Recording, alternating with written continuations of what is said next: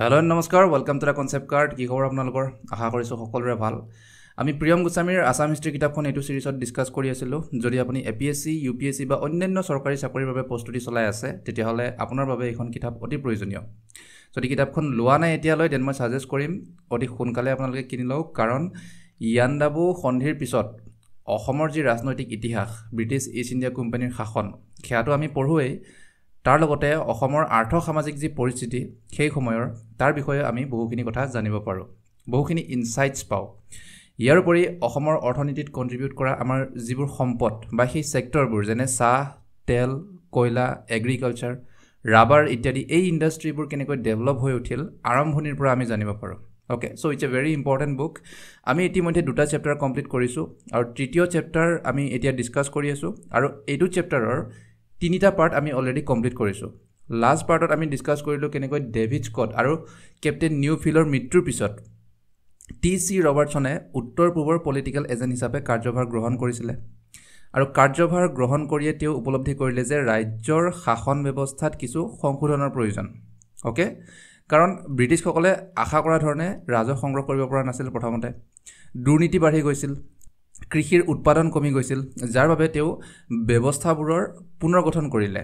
কিছু নীতি নিয়মক সংশোধন কৰিলে কিছু পৰিমাণে, যাৰ বিষয়ে আমি বিস্তাৰিতভাৱে আলোচনা কৰি আহিছোঁ। আপোনালোকে চাই ল'ব এবাৰ আগৰ ভিডিঅ'বোৰ। নাও সেয়া যি কৰিছিল সেয়া আছিল লোৱাৰ আছামত, নামনি অসমত। আৰু নামনি অসম বুলি ক'লে বিশ্বনাথৰ পৰা পশ্চিম ফালে থকা অসমৰ যিমানখিনি এৰিয়া। অ'কে, কাৰণ ব্ৰিটিছসকলে বিশ্বনাথ লৈ নামনি অসম বুলি ধৰিছিল। কিন্তু উজনি অসমৰ ফালে সম্পূৰ্ণ বেলেগ পৰিস্থিতি। কাৰণ উজনি অসমত আহোম ৰাজতন্ত্ৰৰ এতিয়াও বহুত বেছি প্ৰভাৱ আছিল। ৰাজ পৰিয়ালৰ সদস্য তথা বৰগোহাঁই, বুঢ়াগোহাঁই বা বৰফুকনসকলৰ প্ৰতি উজনি অসমৰ সাধাৰণ জনতা বহুত লয়েল, অৰ্থাৎ নিষ্ঠাবান আছিল, শ্ৰদ্ধা কৰিছিল, মানিছিল তেওঁলোকৰ কথাবোৰ। অ'কে, চ' নামনি অসমক ব্ৰিটিছ সাম্ৰাজ্যত 1828 চনতে সংযোজন কৰিলে। দেন তাৰ প্ৰশাসন ব্যৱস্থাক সংশোধনো কৰিলে, ৰাজহো যথেষ্ট পৰিমাণে সংগ্ৰহ কৰিলে, নতুন নতুন ব্যৱস্থাবোৰ লাগু কৰিলে। কিন্তু উজনি অসমক লৈ ব্ৰিটিছ চৰকাৰ এতিয়াও চিয়'ৰ নহয়। এটা অনিশ্চয়তা তেওঁলোক এতিয়াও আছে যে কেনেকৈ কি কৰিব পাৰি উজনি অসমত, বা কি কৰিলে ভাল হ'ব তেওঁলোকৰ বাবে, ৰাজনৈতিক নিয়ন্ত্ৰণ কেনেকৈ ৰাখিব পাৰি। অ'কে, উজনি অসমৰ প্ৰাকৃতিক সম্পদ বা যিমানখিনি ইকনমিক পটেঞ্চিয়েল আছে, তাক কেনেকৈ নিজৰ স্বাৰ্থৰ বাবে ব্যৱহাৰ কৰিব পাৰি। ইয়াৰ উপৰিও তাৰ লোকেশ্যন সেয়াও ইম্পৰ্টেণ্ট, কাৰণ তাৰ পৰা চাইনা আৰু ম্যানমাৰ বেছি দূৰ নহয়, চ' ষ্ট্ৰেটেজিকেলিও ইম্পৰ্টেণ্ট হয়। তাৰ লগতে সমাজত আহোম ৰাজতন্ত্ৰৰ এতিয়াও বহুত বেছি প্ৰভাৱ আছে। আৰু লাহে লাহে সমাজত এটা অস্থিৰ মনোভাৱো বৃদ্ধি পাইছে, কাৰণ আমি দেখি আহিছোঁ মাজতে 3বাৰ বিদ্ৰোহো হৈ গ'ল, য'ত পিয়লি ফুকন আৰু জেউৰাম দুলীয়া বৰুৱাক মৃত্যুদণ্ডৰ শাস্তি প্ৰদান কৰা হৈছিল। চ' এই গোটেই কথাবোৰক তেওঁলোকে বেলেগ বেলেগ দৃষ্টিভংগীৰে পৰ্যালোচনা কৰি আছে বা ৰিভিউ কৰি আছে ব্ৰিটিছসকলে। আৰু সেইবাবে তেওঁলোকে ডিচাইড কৰিব পৰা নাই যে সমগ্ৰ উজনি অসমক ডাইৰেক্টলি ব্ৰিটিছ সাম্ৰাজ্যত সংযোজন কৰি লোৱা হওক তেওঁলোকৰ প্ৰত্যক্ষ নিয়ন্ত্ৰণৰ অধীনত, যেনেকৈ লোৱাৰ আছামক সংযোজন কৰিছিল 1828 চনত, নে এজন আহোম ৰাজকুমাৰৰ হাতত গোটাই দিয়া হওক, যিয়ে উজনি অসমত শাসন কৰিব, অৰ্থাৎ আহোম ৰাজতন্ত্ৰ পুনৰ স্থাপন হ'ব, কিন্তু ব্ৰিটিছসকলৰ তত্বাৱধানত, ব্ৰিটিছসকলে ছুপাৰভাইজ কৰিব। চ' এই দুটা তেওঁলোকৰ হাতত অপশ্যন আছিলে, ডাইৰেক্টলি কণ্ট্ৰল কৰোঁ নে আহোম প্ৰিন্স এজনক শাসন কৰিব দিওঁ। আৰু ব্ৰিটিছৰ তত্বাৱধানত উজনি অসমত আহোম ৰাজকুমাৰ এজনক ৰাজসিংহাসনত প্ৰতিষ্ঠা কৰাৰ কথা ডেভিড স্কটে বহুত আগৰ পৰাই কৈ আহিছিল। আমি কেইবাবাৰো পঢ়িছোঁ ইয়াৰ বিষয়ে যে কেনেকৈ ডেভিড স্কটে পৰামৰ্শ আগবঢ়াইছিল। অ'কে, ব্ৰিটিছ চৰকাৰক বিভিন্ন বিষয়ত আগবঢ়াইছিল পৰামৰ্শ। তাৰে ভিতৰত এইটো এটা অন্যতম আছিল যে উজনি অসমত আহোম ৰাজতন্ত্ৰ পুনৰ স্থাপন কৰিব লাগে। অ'কে, আৰু যেতিয়া গভৰ্ণৰ জেনেৰেল লৰ্ড উইলিয়াম বেণ্টিংকেও স্কটে আগবঢ়োৱা এই পৰামৰ্শ বা আৰ্গুমেণ্টছবোৰৰ বিষয়ে যেতিয়া কথাবোৰ গভীৰভাৱে ভাবিলে বা তেওঁ যেতিয়া চিন্তা কৰিলে, দেন তেওঁ অৰ্থাৎ লৰ্ড উইলিয়াম বেণ্টিংকেও কিছু পৰিমাণে প্ৰভাৱিত হ'ল। অ'কে, তেওঁ সমৰ্থন কৰিলে স্কটৰ আৰ্গুমেণ্টছবোৰক বা স্কটৰ চিন্তাধাৰাবোৰক, যাৰ বাবে তেওঁ আপাৰ আছামত আহোম ৰাজতন্ত্ৰ পুনৰ স্থাপনৰ বিষয়টোক গুৰুত্ব সহকাৰে ল'লে। এতিয়া চিৰিয়াছলি ভাবিব ল'লে যে কেনেকৈ কি উপায়েৰে আহোম ৰাজতন্ত্ৰ পুনৰ স্থাপন কৰা হ'ব বা কৰিব পাৰি। অ'কে, নাও তেওঁ এনেদৰে ভাবিছিল যে যি ৰাজতন্ত্ৰই 600 বছৰ ৰাজত্ব কৰিব পাৰিছে, 600 বছৰ ধেমালি নহয় মানে ব্ৰিটিছসকলেও 200 বছৰে শাসন কৰিব পাৰিলে মোগলসকলেও ভাৰতত প্ৰায় 300 বছৰে ৰাজত্ব কৰিলে সো যদি কোনো ৰাজতন্ত্ৰই 600 বছৰ ৰাজত্ব কৰিব পাৰে তেতিয়াহ'লে তাৰ ৰাজনৈতিক আৰু প্ৰশাসনিক ব্যৱস্থাৰ মৌলিক আধাৰবোৰ কিমান শ্ৰেষ্ঠ বা কিমান উৎকৃষ্ট মানৰ হ'ব লাগিব ইন্ট্ৰিনসিক্যালি গুড ওকে সৰ্বোত্তম সো এনে ধৰণৰ এটা ঐতিহ্যবাহী ৰাজনৈতিক ব্যৱস্থাক যদি এজন ব্ৰিটিছ অফিচাৰৰ সমৰ্থন আৰু পৰামৰ্শৰ জৰিয়তে কাৰ্যকৰী কৰিব পাৰি 600 বছৰীয়া আহোম ৰাজত্ব আৰু তাত এজন ব্ৰিটিছ বিষয়াৰ সাপোৰ্ট আৰু এডভাইস তেতিয়াহ'লে অঞ্চলটোত ৰাজনৈতিক ক্ষমতাৰ যেটো ভাৰসাম্য ওকে ইফালে আহোম প্ৰিন্সজন আৰু ইফালে ব্ৰিটিছসকল সেই যেটো ভাৰসাম্য তাক ৰক্ষা কৰিব পৰা যাব তেওঁৰ মতে এনে ধৰণৰ সহযোগিতামূলক ব্যৱস্থাই তেওঁৰ মতে মানে লৰ্ড উইলিয়াম বেন্টিঙৰ মতে ওকে এনে ধৰণৰ সহযোগিতামূলক ব্যৱস্থাই উজনি অসমৰ জটিল প্ৰশাসনিক আৰু ৰাজনৈতিক সমস্যাসমূহ সমাধান কৰাত সহায় কৰিব আৰু ভৱিষ্যতে হ'ব পৰা ব্ৰিটিছ বিৰোধী আন্দোলনকো ৰোধ কৰিব কিন্তু ডেভিড স্কটৰ হঠাৎ মৃত্যু হোৱাৰ পিছত 1831 চনত যিখিনি অস্থায়ী ব্যৱস্থা ব্ৰিটিছসকলে ৰূপায়ণ কৰিলে সেই অস্থায়ী ব্যৱস্থাবোৰে আহোম ৰাজতন্ত্ৰ পুনৰ স্থাপন কৰাৰ প্ৰক্ৰিয়াক আৰু অধিক পলমহে কৰিলে ডিলে কৰিলে আৰু ডেভিড স্কটৰ মৃত্যুৰ পিছত কোন আহিছিল ৰবাৰ্টসন ডব্লিউ ক্ৰেক্ৰফ্টও আহিছিল বাট তেওঁ আছিল টেম্পৰেৰী পাৰ্মানেণ্ট এজেণ্ট হিচাপে আহিছিল ৰবাৰ্টসন আৰু যিহেতু ৰবাৰ্টসন এতিয়া উত্তৰ পূবত গভৰ্ণৰ জেনেৰেলৰ এজেণ্ট সো তেখেতৰ মন্তব্যবোৰ আটাইতকৈ ইম্পৰ্টেণ্ট আৰু ৰবাৰ্টসনে এইটো বুজি পাইছিল যে স্থানীয় আহোম প্ৰশাসন আৰু ইউৰোপীয় প্ৰশাসন ব্যৱস্থা দুয়োটাতে কিছুমান নিৰ্দিষ্ট উপকাৰিতা বা এডভান্টেজ আছে ওকে আহোম প্ৰশাসনৰ কথা যদি কওঁ তেওঁলোক অসমৰ সমাজ আৰু ইয়াৰ মাটি অৰ্থাৎ জাতি মাটিৰ লগত পৰিচিত যেহেতু 600 বছৰ ৰাজত্ব কৰিছে আৰু ইউৰোপীয় প্ৰশাসনৰ ক্ষেত্ৰত যদি চাওঁ তেওঁলোকৰ মিলিটাৰী অধিক শক্তিশালী আৰু প্ৰশাসনত কিছু শৃংখলাবদ্ধতা আছে আৰু এটা সিস্টেমেটিক ৱেত তেওঁলোকে কামবোৰ কৰে ইউৰোপিয়ানসকলে ওকে ৰাজহ সংগ্ৰহ হোক বা ন্যায় প্ৰদান কৰা হোক বা তেনেকুৱা ধৰণৰ ইত্যাদি ইত্যাদি কামবোৰত কিন্তু উজনি অসমৰ পৰিস্থিতিৰ প্ৰতি লক্ষ্য ৰাখি তেওঁ অৰ্থাৎ ৰবাৰ্টসনে যুক্তি দিলে বা ৰিকমেণ্ড কৰিলে যে এতিয়াৰ বাবে উজনি অসমক ব্ৰিটিছ শাসনৰ অধীনত ৰখা হোক যদিহে ব্ৰিটিছ চৰকাৰে পৰ্যাপ্ত সংখ্যক ইউৰোপীয় বিষয়া ইয়াত নিয়োগ কৰিব পাৰে আৰু আহোম ৰাজ পৰিয়াল আৰু অভিজাত শ্ৰেণীৰ লোকেও যাতে উচিত ক্ষতিপূৰণ লাভ কৰে সেয়া নিশ্চিত কৰিব লাগিব ব্ৰিটিছ চৰকাৰে তেতিয়াহে কোনো ধৰণৰ সমস্যাৰ সন্মুখীন নোহোৱাকৈ তেওঁলোকে উজনি অসমক সংযোজন কৰিব পাৰিব ব্ৰিটিছ সাম্ৰাজ্যত আৰু যদি ইমানখিনি ব্ৰিটিছ চৰকাৰে নকৰে তেতিয়াহ'লে উজনি অসমক পোনপটীয়াকৈ ব্ৰিটিছ প্ৰশাসনৰ অধীনত ৰখাটো উচিত নহ'ব তেওঁলোকৰ বাবে বা সংযোজন কৰিলেও সেয়া সফল নহ'ব তেনে পৰিস্থিতিত উজনি অসমক আহোম ৰাজকুমাৰ এজনৰ হাতত গুটাই দিয়াটোহে সঠিক ডিসিশন হ'ব ওকে কাৰণ ইতিমধ্যে কেইবাবাৰো বিদ্ৰোহ হৈছে তেওঁলোকৰ বিৰুদ্ধে সো সিম্পলি ক'বলৈ গ'লে ব্ৰিটিছে যদি ডাইৰেক্টলি কন্ট্ৰোল কৰিব বিচাৰে তেতিয়াহ'লে ইউৰোপিয়ান অফিচাৰ্ছ তাত নিয়োগ কৰিব লাগিব পৰ্যাপ্ত পৰিমাণৰ ওকে আৰু ৰাজ পৰিয়ালক ক্ষতিপূৰণ দিব লাগিব আৰু যদি তেনেকুৱা নকৰে তেতিয়াহ'লে আহোম ৰাজকুমাৰ এজনক শাসন কৰিব দিয়ক ওকে কিন্তু যদি আহোম ৰাজকুমাৰ এজনক শাসন কৰিব দিয়ে তেতিয়াহ'লে কিছুমান শৰ্ত থাকিব কণ্ডিশ্যন আছে যে উজনি অসমৰ পলিটিক্যাল এজেণ্টজনৰ মুখ্য কাৰ্যালয় আৰু আসাম লাইট ইনফেন্ট্ৰি বেটেলিয়নৰ যেটো মূল ব্ৰাঞ্চ ওকে সেয়া যোৰহাটত স্থাপন কৰিব লাগিব যাতে আহোম ৰাজতন্ত্ৰৰ কাম কাজবোৰক নিৰীক্ষণ কৰি থাকিব পাৰে তাৰ লগতে তেওঁ অৰ্থাৎ ৰবাৰ্টসনে এইটো পৰামৰ্শ দিলে যে ৰজাৰ যিখিনি অধিকাৰ ক্ষেত্ৰ অৰ্থাৎ আহোম ৰজাই শাসন কৰা অঞ্চলৰ ভিতৰতে ব্ৰিটিছসকলে এটা মিলিটাৰী কেণ্টনমেণ্ট স্থাপন কৰিব এটা সামৰিক ঘাটি স্থাপন কৰিব আৰু তাৰ বাবে ৰজাই নিজৰ অধিকাৰ ক্ষেত্ৰৰ পৰা 4 স্কয়াৰ মাইলৰ এটা বৃহৎ এৰিয়া ব্ৰিটিছসকলক দিব লাগিব আৰু ৰজাৰ অধিকাৰ ক্ষেত্ৰ মানে আমি উজনি অসমৰ কথাই কৈছো ইয়াৰ উপৰি উজনি অসমৰ সীমান্ত অঞ্চলসমূহ যাতে শান্তিপূৰ্ণ অৱস্থাত থাকে তাৰ বাবে ৰবাৰ্টসনে পৰামৰ্শ দিছিল যে খদিয়াত এটা ফ্ৰন্টিয়াৰ আউটপোষ্ট অৰ্থাৎ এটা বৰ্ডাৰ পুলিচ ষ্টেচন স্থাপন কৰা হোক আৰু এজন ইউৰোপীয় বিষয়াৰ অধীনত তাক ৰখা হোক আৰু খদিয়াৰ এই পুলিচ ষ্টেচনটোৰ যিমানখিনি খৰচ হ'ব বছৰি প্ৰায় 50,000 মান হ'ব বুলি তেওঁলোকে ধৰিছিল সেই খৰচ বহন কৰিব লাগিব মোৱামৰীয়াসকলৰ যিজন মুৰব্বী আছিল তেওঁ কাৰণ যেহেতু মোৱামৰীয়াসকলৰ প্ৰভাৱ বহুত বেছি সেই অঞ্চলত সো ৰবাৰ্টসনৰ মতে এনে কৰিলে স্থানীয় মানুহ জড়িত হৈ থাকিব সীমান্ত সুৰক্ষাত আৰু ব্ৰিটিছসকলৰো কিছু পৰিমাণে খৰচ কমিব আৰু ৰবাৰ্টছনৰ বহুকেইটা প্ৰস্তাৱৰ সৈতে কোৰ্ট অফ ডাইৰেক্টৰ্ছো একমত হ'ল নাও কোৰ্ট অফ ডাইৰেক্টৰ্ছ আছিল ইষ্ট ইণ্ডিয়া কোম্পানীৰ মেইন মানুহকেইজনৰ যিটো গ্ৰুপ অ'কে যিটো ডিচিশ্যন মেকিং বডি তেওঁলোকৰ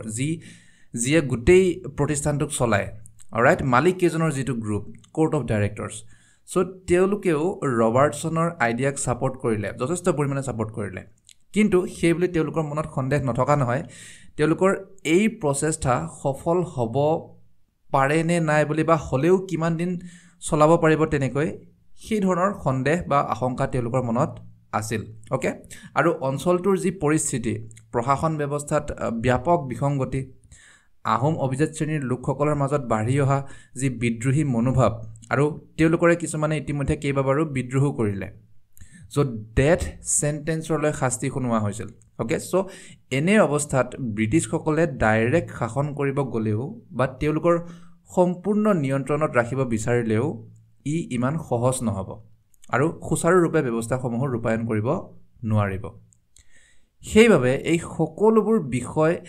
ধ্যানত ৰাখি গভৰ্ণৰ জেনেৰেল লৰ্ড উইলিয়াম বেণ্টিংকে উজনি অসমত আহোম ৰাজকুমাৰ এজনক ৰাজসিংহাসনত প্ৰতিষ্ঠিত কৰাৰ বিষয়ে পুনৰ তেওঁ বিবেচনা কৰিলে কাৰণ প্ৰথম অৱস্থাটো তেওঁ ছাপৰ্ট কৰিছিল এই বিষয়ক ডেভিড স্কটে যেতিয়া পৰামৰ্শ দিছিল স্কটৰ মৃত্যুৰ পিছতো যেতিয়া পলম হ'ল দেন ৰবাৰ্টছন আহিল ৰবাৰ্টছনে কেনেকৈ বিস্তাৰিতভাৱে পজিটিভ নিগেটিভ দুয়োফালৰ পৰা কথাখিনি গভৰ্ণৰ জেনেৰেলৰ আগত ৰাখিলে চ' এগেইন গভৰ্ণৰ জেনেৰেলেও পুনৰ এই কথা ভাবিছে যে আহোম ৰাজতন্ত্ৰ পুনৰ স্থাপন কৰাটো এটা ভাল আইডিয়া হ'ব নে নহয় তেওঁলোকৰ বাবে অ'কে নাও এতিয়া আহোম ৰাজতন্ত্ৰ পুনৰ স্থাপনৰ প্ৰস্তাৱক প্ৰায় সকলোৱে সমৰ্থন জনাইছে লাহে লাহে বা তাৰ বিচাৰ বিবেচনা কৰাটোৱে বিচাৰিছে সকলোৱে যাতে এটা ফাইনেল ডিচিশ্যন লোৱা হওক প্ৰায় সকলোৱে একমত আছিল যে আহোম ৰাজকুমাৰ এজনক উজনি অসমৰ ৰজা হিচাপে স্বীকৃতি দিয়া হওক আৰু যিটো গভৰ্ণৰ জেনেৰেল ইন কাউন্সিল আছিল য'ত গভৰ্ণৰ জেনেৰেল আৰু তেওঁক উপদেশ বা পৰামৰ্শ দিয়া কেইজনমান উচ্চ পদস্থ বিষয়া য'ত থাকে তাৰ যিজন ভাইচ প্ৰেছিডেণ্ট আছিল তেওঁ এটা বাস্তৱিক প্ৰশ্ন তাতে উত্থাপন কৰিলে অ'কে যিহেতু তেওঁৰ মনত এইটো সন্দেহ আছিল যে এখন বিদেশী ৰাষ্ট্ৰৰ ভিতৰত অৰ্থাৎ উজনি অসমত কাৰণ এতিয়াও সংযোজন কৰা নাই চ' তেনে এটা অঞ্চলত ব্ৰিটিছ সৈন্য মোতায়েন কৰাটো উচিত হ'ব নে নহয় বুলি তেওঁ এটা বাস্তৱিক আৰু গুৰুত্বপূৰ্ণ প্ৰশ্ন তাতে উত্থাপন কৰিছিল আৰু সেইবাবে তেওঁলোকে ডিচাইড কৰিলে যে যিখিনি সৈন্য বাহিনী থাকিব তাৰ মুখ্য কাৰ্যালয় হ'ব বিশ্বনাথত সেই যে প্ৰস্তাৱ এটা ৰাখিছিল 4 স্কুৱেৰ মাইলৰ এটা অঞ্চল ব্ৰিটিছসকলক দিব লাগিব সামৰিক বাহিনীৰ ঘাটি হিচাপে সেই প্ৰস্তাৱক বাতিল কৰিলে একচেপ্ট নকৰিলে আৰু আছাম লাইট ইনফেণ্ট্ৰি বেটেলিয়নৰ মুখ্য কাৰ্যালয়ৰ যিটো যোৰহাটত হ'বলগীয়া প্ৰস্তাৱ আছিল সেয়াও কেঞ্চেল হ'ল তাৰ পৰিৱৰ্তে এতিয়া বিশ্বনাথত হ'ব ব্ৰিটিছ সামৰিক বাহিনীৰ মুখ্য কাৰ্যালয় আৰু সীমান্ত অঞ্চলৰ সুৰক্ষাৰ বাবে যে সদিয়াত এটা মিলিটাৰী আউটপোষ্ট তেওঁলোকে স্থাপন কৰিছিল যাৰ পৰিচালনাৰ খৰচ বৰ সেনাপতি অৰ্থাৎ মোৱামৰীয়াসকলৰ মুৰব্বীজনে বহন কৰিব লাগিব বুলি পৰামৰ্শ আগবঢ়াইছিল ৰবাৰ্টছনে আৰু এইখিনিতে কৈ থৈ দিওঁ মোৱামৰীয়াসকলৰ যিজন মুৰব্বী তেওঁকে বৰ সেনাপতি বুলি কোৱা হয় অ'কে চ' সেই যে খৰচ কৰিব তেওঁ বৰ সেনাপতিয়ে খৰচ কৰিব বুলি যিটো প্ৰস্তাৱ ৰাখিছিল সেই প্ৰস্তাৱো ব্ৰিটিছ কৰ্তৃপক্ষই বাতিল কৰিলে বা সেই সিদ্ধান্ত বৰ্তমানৰ কাৰণে স্থগিত ৰাখিলে কাৰণ তেনেকুৱা কৰিলে হয়তো ব্যৱস্থাবোৰ আৰু অধিক জটিল হৈ পৰিব ইয়াৰ উপৰিও যিজন আহোম ৰাজকুমাৰক উজনি অসমৰ শাসনৰ দায়িত্ব অৰ্পণ কৰিব অৰ্থাৎ যিয়ে ৰজা হ'ব তেওঁ ব্ৰিটিছৰ ক্ষমতা বা আধিপত্যক স্বীকৃতি প্ৰদান কৰিব লাগিব আৰু ৰাজনৈতিকভাৱেও সহযোগ কৰিব লাগিব আৰু কেনেকৈ কৰিব এটা উচিত মূল্যৰ খাজানা পৰিশোধ কৰিব লাগিব বছৰি ট্ৰিবিউট পে' কৰিব লাগিব ব্ৰিটিছসকলক আৰু যিমানবোৰ অপৰাধৰ লগত জড়িত বিষয় ক্ৰিমিনেল কেছবোৰৰ আইন কানুন নীতি নিয়ম শুনানি প্ৰক্ৰিয়া বিচাৰ বিবেচনা ইত্যাদি সকলো কাম ব্ৰিটিছৰ ন্যায় বিচাৰ পদ্ধতিৰ সৈতে সংগতি ৰাখি তাক সংশোধন কৰিব লাগিব বা মডিফাই কৰিব লাগিব তেওঁলোকৰ মতে ঠিক আছে আৰু যদি কেতিয়াবা এনেকুৱা পৰিস্থিতি আহি যায় যে আহোম ৰজাৰ শাসন যদি ব্যৰ্থ হয় বা যদি কোনো গুৰুতৰ বিসংগতিয়ে দেখা দিয়ে প্ৰশাসন ব্যৱস্থাত তেতিয়া কিন্তু তেওঁক ব্ৰিটিছ চৰকাৰে ৰাজসিংহাসনৰ পৰা উচ্ছেদ কৰিব পাৰিব সেই ক্ষমতা সদায় ব্ৰিটিছ চৰকাৰৰ হাতত থাকিব যিয়ে ৰজা পাতিছে সিয়ে তাক ৰজাৰ আসনৰ পৰা উচ্ছেদ কৰিব পাৰিব আৰু এই সকলোবোৰ শৰ্ত বা কণ্ডিশ্যনছ ইত্যাদিক সন্মুখত ৰাখি অৱশেষত চৰকাৰে 1832 চনৰ অক্টোবৰ মাহত উজনি অসমক আহোম ৰাজ পৰিয়ালৰ এজন সদস্যৰ হাতত গোটাই দিয়াৰ সিদ্ধান্ত ল'লে আৰু কাক দিব ব্ৰিটিছসকলৰ মতে যাক তেওঁলোকে সামৰ্থ্যৱান বুলি ভাবে এইটো অঞ্চলৰ প্ৰশাসন ব্যৱস্থা সুচাৰুৰূপে চলাই নিয়াত সো তেওঁকে দিব অলৰাইট কিন্তু ইয়াতে এটা তেওঁলোকে ইম্পৰ্টেণ্ট কথা ক'লে যে আহোম ৰাজতন্ত্ৰক তেওঁলোকে স্থায়ীভাৱে পুনৰস্থাপন কৰা নাই ওকে পাৰ্মানেণ্ট নহয় এতিয়াও এই ব্যৱস্থাবোৰ তেওঁলোকে ক'লে যে এই ব্যৱস্থাবোৰ কেৱল পৰীক্ষামূলক এক্সপেৰিমেণ্টেল এতিয়াৰ বাবে অৰ্থাৎ শাসন ব্যৱস্থা কেনেকৈ চলিছে তাক ব্ৰিটিছসকলে প্ৰথমে পৰ্যবেক্ষণ কৰিব ওকে বা কেইবা বছৰো তেনেকুৱাকৈ পৰ্যবেক্ষণ কৰি থাকিব আৰু তাৰ পিছতহে ইয়াক চলাই ৰখাটো উচিত হ'ব নে নাই সেয়া সিদ্ধান্ত ল'ব নাও আহোম ৰাজতন্ত্ৰ যেহেতু পুনৰস্থাপন হ'ব তেতিয়াহ'লে ৰজা কোন হ'ব সেইটোহে ডাঙৰ প্ৰশ্ন আৰু তাৰ বাবে কেণ্ডিডেট কোন কোন আছে যাৰ ভিতৰত বাছনি কৰিব সো ব্ৰিটিছ চৰকাৰে তাৰ বাবে দুগৰাকী প্ৰাৰ্থীক শ্বৰ্টলিষ্ট কৰিলে এজন চন্দ্ৰকান্ত সিংহ আৰু আনজন পুৰন্দৰ সিংহ নাও ইয়াতে এইটো মন কৰিবলগীয়া কথা যে পৰম্পৰাগত উত্তৰাধিকাৰী হিচাপে চন্দ্ৰকান্ত সিংহৰ দাবী অধিক শক্তিশালী আছিল অৰ্থাৎ তেওঁৰ ৰজা হোৱাৰ যি অধিকাৰ সেয়া বেছি পুৰন্দৰ সিংহতকৈ কিন্তু ডব্লিউ ক্ৰেক্ৰফ্ট যিজন টেম্পৰেৰী এজেণ্ট আছিল আৰু ৰবাৰ্টছন যি পাৰ্মানেণ্ট এজেণ্ট দুয়োজনে চন্দ্ৰকান্ত সিংহৰ সলনি পুৰন্দৰ সিংহকহে ৰাজসিংহাসনত প্ৰতিষ্ঠিত কৰাৰ পৰামৰ্শ দিলে কাৰণ ৰবাৰ্টছনৰ মতে চন্দ্ৰকান্ত সিংহৰ মানসিকতা আৰু আন্তৰিকতাৰ মনোভাৱ ক্ষতিগ্ৰস্ত হৈছে যাৰ বাবে তেওঁ অঞ্চলটোক শাসন কৰিবৰ কাৰণে কোনো পধ্যেই যোগ্য নহয় ৰবাৰ্টছনৰ মতে নাও কিয় তেনেকৈ ক'লে ৰবাৰ্টছনে কাৰণ আছে আমি জানিম এতিয়া আনকি জীয়াই থাকোঁতে ডেভিড স্কটেও চন্দ্ৰকান্ত সিংহৰ দাবীক সমৰ্থন জনোৱা নাছিল কাৰণ পূৰ্বতে চন্দ্ৰকান্ত সিংহৰ ভাল সম্পৰ্ক আছিল মানসকলৰ লগত আৰু মানসকলে দ্বিতীয়বাৰ যে আক্ৰমণ কৰিছিল তেতিয়া চন্দ্ৰকান্ত সিংহই মাতি আনিছিল মানসকলক আমাৰ chapter 1 part 3 Burmese intervention in Assam এই ভিডিঅ'টো আপোনালোকে এবাৰ চাই ল'ব তাত আমি বিস্তাৰিতভাৱে আলোচনা কৰি আহিছোঁ সো যিহেতু চন্দ্ৰকান্ত সিংহৰ মানসকলৰ সৈতে এসময়ত ভাল সম্পৰ্ক আছিল সেইবাবে ডেভিড স্কটেও চন্দ্ৰকান্ত সিংহৰ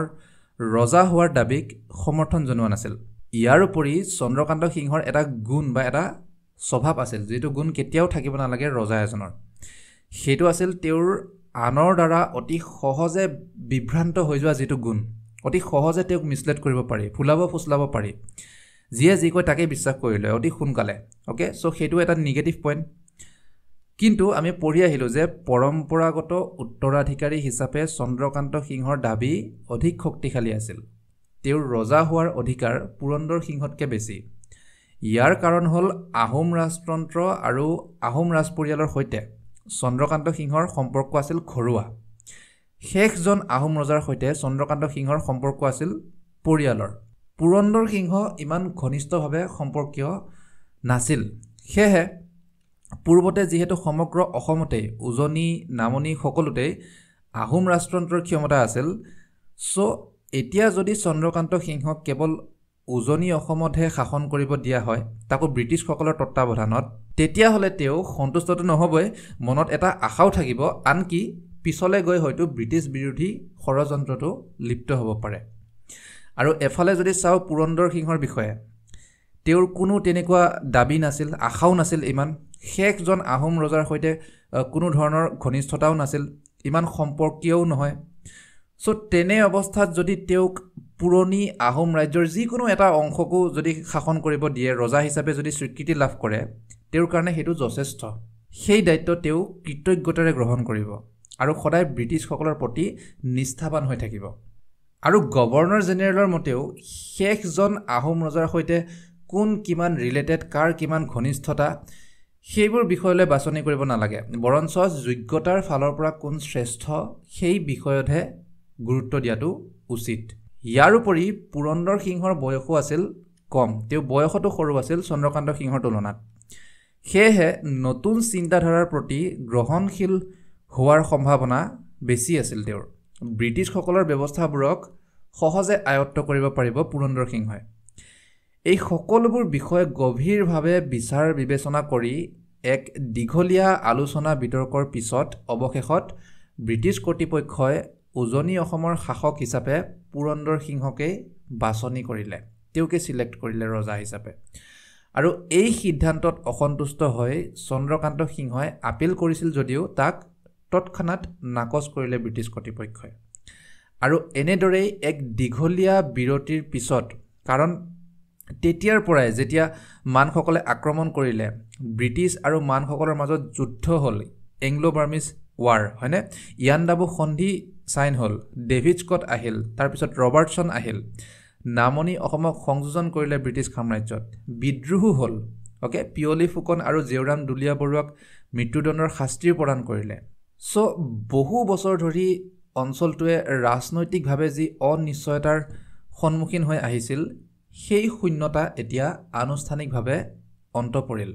আৰু আহোম ৰাজতন্ত্ৰ এতিয়া পুনৰ স্থাপন হ'ল।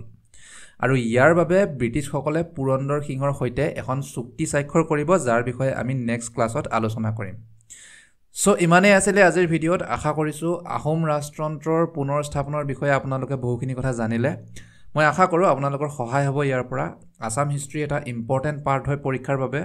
আৰু যিবোৰ কমন আৰু ইউজুৱেল কুৱেশ্যনছ সেইবোৰ মানে ইমানেই কমন হৈ গৈছে যে চবেও জানেই। চ' সেইবাবে কুৱেশ্যনছবোৰ ভিতৰৰ পৰা অহাৰ চান্সেছ বাঢ়ি গৈ আছে, আৰু কনচেপচুৱেল কুৱেশ্যনছবোৰৰ ওপৰত বেছি গুৰুত্ব দিব। আৰু কম্পিটিশ্যন যিহেতু দিনক দিনে বাঢ়ি গৈ আছে, চ' আমি বিষয়বোৰ ডিটেইলত বিস্তাৰিতভাৱে পঢ়িব লাগিব, কাৰণবোৰ বুজি পাব লাগিব। চ' আশা কৰোঁ আপোনালোকৰ সহায় হ'ব, আৰু সহায় আমাকো কৰিব। চেনেলটো ছাবস্ক্ৰাইব কৰিব, কমেণ্ট কৰিব, আপোনালোকৰ ফিডবেকবোৰ লিখিব। আৰু যোৱাৰ আগতে আপোনালোকৰ বাবে এটা কুৱেশ্যন আছিল। ৰিচেণ্টলি নিউজত থকা তিৱাৰী কমিশ্যন তলত উল্লেখিত অসমৰ কোনটো ঘটনাৰ সৈতে জড়িত? 6 জনগোষ্ঠীৰ জনজাতিকৰণ, 1983 চনৰ নেলীৰ গণহত্যা, অসম আৰু মেঘালয়ৰ মাজৰ সীমাৰ বিবাদ, নে 2004 চনৰ ধেমাজি স্কুল বোম ব্লাষ্ট? ইয়াৰ শুদ্ধ উত্তৰ আপোনালোকে আমাৰ কমেণ্ট ছেকশ্যনত জনাব, বা ইয়াক কুইজ হিচাপেও এটেম্প কৰিব পাৰে আমাৰ টেলিগ্ৰাম চেনেলত। চ' ভিডিঅ'বোৰৰ নটিফিকেশ্যন আৰু ক্লাছৰ PDF-ৰ বাবে আমাৰ টেলিগ্ৰাম চেনেলটো আপোনালোকে জইন কৰি ল'ব, এই QR কোডটো স্কেন কৰি বা ভিডিঅ' ডেছক্ৰিপশ্যনত থকা লিংকটো ক্লিক কৰি। চ' থেংক ইউ এভৰিৱান। জয় আই অসম, জয় হিন্দ।